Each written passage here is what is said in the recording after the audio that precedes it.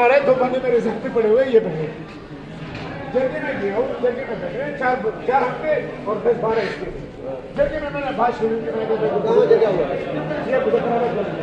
मैंने कहा बहू बेटी जो बंदा एक दफा देते हैं, बार बार कपड़े नहीं उतारता। अगर बच्ची को कोई इतराज है, अभी बैठो अब बैठाओ भाई, उठाए बैठे सर। चलो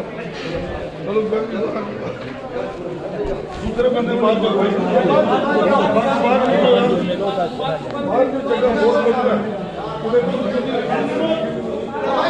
चलो भाई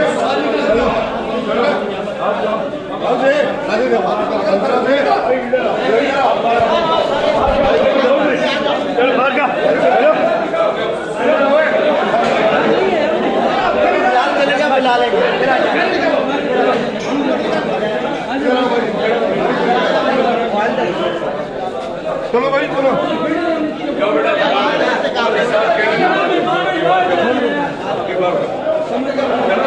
थोड़ी देर बाहर आ जाओ, फिर आ जाना। मसले में हमारा खत्म है, निकल रहे हैं। अभी नहीं होगा, फायदा नहीं है। आज थोड़ी देर बाहर आ जाओ, फिर अंदर बुला लेंगे, साफ करा। भाई बाहर कर इनको।